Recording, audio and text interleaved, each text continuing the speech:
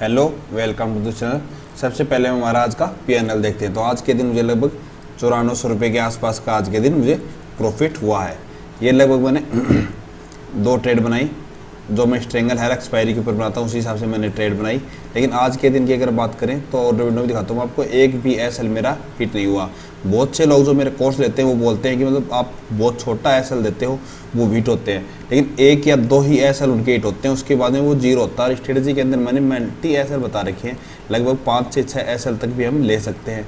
और उनको भी आज के दिन बहुत ही अच्छा प्रॉफिट हुआ। बहुत से लोगों ने आज के दिन मुझे स्क्रीनशॉट अपने शेयर किए, जिनके पास किसी के पास 8000 का प्रॉफिट है, किसी के पास 5000 का, किसी के पास 4000 का। ऐसे बहुत अच्छे प्रॉफिट आज के दिन सभी को हुआ है।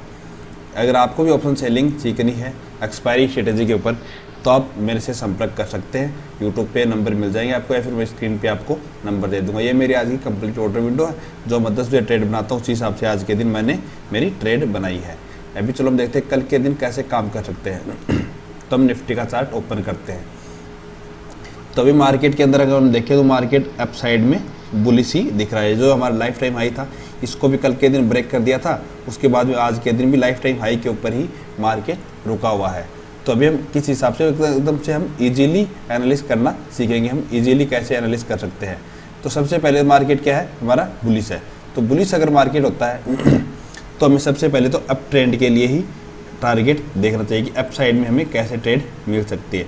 तो सबसे इजी ट्रेड तो हमारी यही रही है, अगर इसको अप साइड में ब्रेक करेगा, जो लेवल आज का हाई का है, जो 23,010 के आसपास का जो हमारा लेवल है, इसको अगर ब्रेक करेगा तो हम कॉल की ट्राई करेंगे। ये हमारा फ्लैट ओपन होके जाएगा, तब हमारी ट्राई रहेगी। अब ये नहीं है कि मतलब मल्टी ट्राई करेंगे।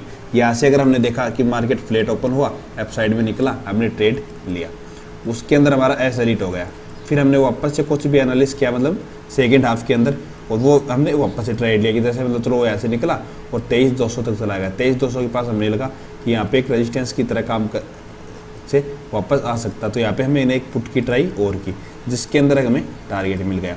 या फिर इसके अंदर भी हमें ऐसे लिट हो गया, तो फिर हम तीसरी ट्राई बिल्कुल भी नहीं करेंगे। अगर जिस दिन हमारे 2 ऐसे लिट हो जाते हैं, उस दिन हमें हमारे टर्मिनल को क्लोज कर देना चाहिए। अगर हम ज़्यादा एंट्रियाँ लेंगे और ज़्यादा बड़ा लॉस कर लेंगे एक दिन के अंदर, तो फिर वो रिकवर होना बहुत मुश्किल हो जाता है। हमें छोटे छोटे ऐसे लेना चाहिए। मतलब 2 दिन 3 दिन अगर हमें लॉस आ रहा है, लेकिन अगर एक दिन भी हमें प्रॉफिट मिल रहा है, वो प्रॉफिट हमारा इतना होना चाहिए कि पहले वाले सभी लॉस को हमारा रिकवर कर दे। आप रोज़ देखते होंगे कि जिस दिन मेरा लॉस आ रहा है, बहुत छोटे लॉस आ रहे हैं, कभी 2000 का आ रहा, तो कभी 3000 का, कभी 4000 का, लेकिन प्रॉफिट आते हैं। कभी मेरा 5000 का भी प्रॉफिट आ रहा, तो कभी 7000 का भी, तो कभी 9000 का भी। ऐसे मैं प्रॉफिट लेता हूँ। उसी कारण से मेरा लॉस में नहीं रहता। मतलब महीने में चलो मैं स्ट्रिंगल बनाता हूँ, उस कारण से मुझे थोड़े एसएल कम आते हैं। बट आप नेक्स्ट भी ट्रेड करते हैं, तो उसके अंदर भी आप यही रखें कि मतलब हमारा रिस्क 1:2, 1:3 का इसी हिसाब से रहे, जिससे हमारे को बड़ा लॉस ना हो।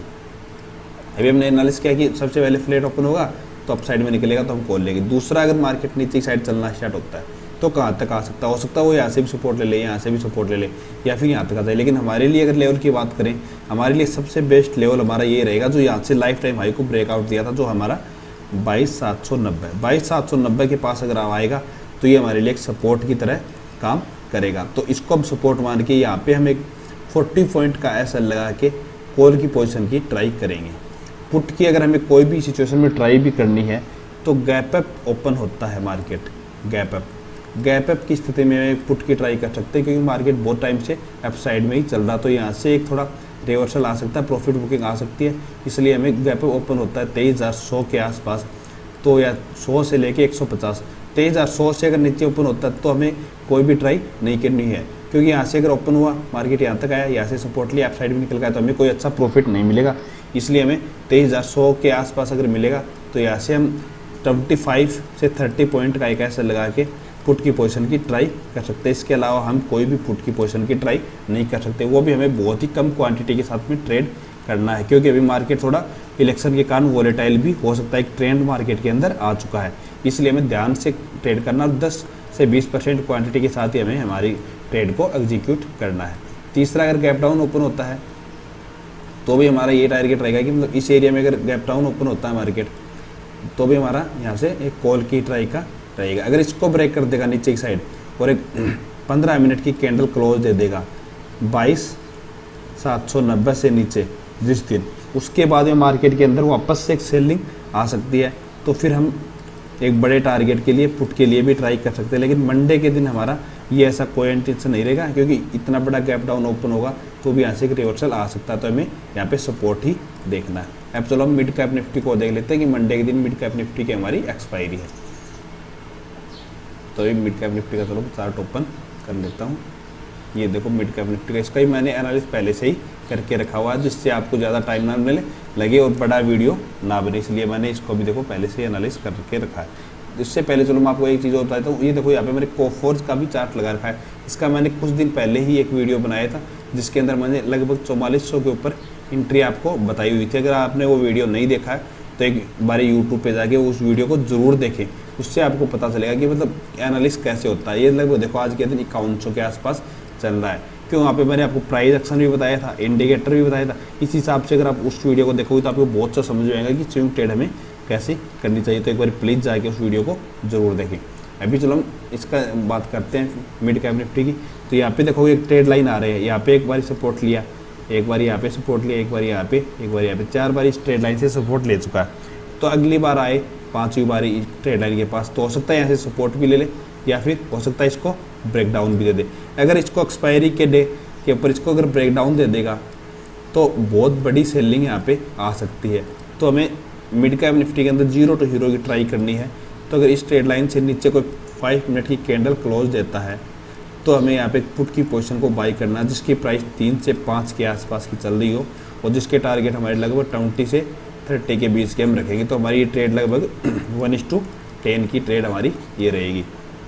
दूसरा, अगर हम सेलिंग करते हैं तो हमारा ये रहेगा, मतलब फ्लैट ओपन होता है तो इसी एरिया के अंदर रहने के चांसेस बहुत ज़्यादा है ऊपर साइड, क्योंकि 11,500 एक राउंड लेवल है और आज के दिन लास्ट में ऐसे थोड़ा सेलिंग भी आई है, तो इससे ऊपर निकल देने की चांसेस बहुत कम है। हमें 11,500 के पास मिलता है तो हम एक बार कॉल को शॉर्ट कर सकते हैं, या फिर इससे नीचे आता है इस एरिया में मिलता है तो एक बार हम पुट की ट्राई कर सकते हैं। लेकिन इससे नीचे जैसे ही 5 मिनट की कैंडल क्लोज दे देगा हम हमारी पुट से एग्जिट हो जाएंगे और कॉल की पोजीशन को हम इसके अंदर रख सकते हैं। Okay, thank you.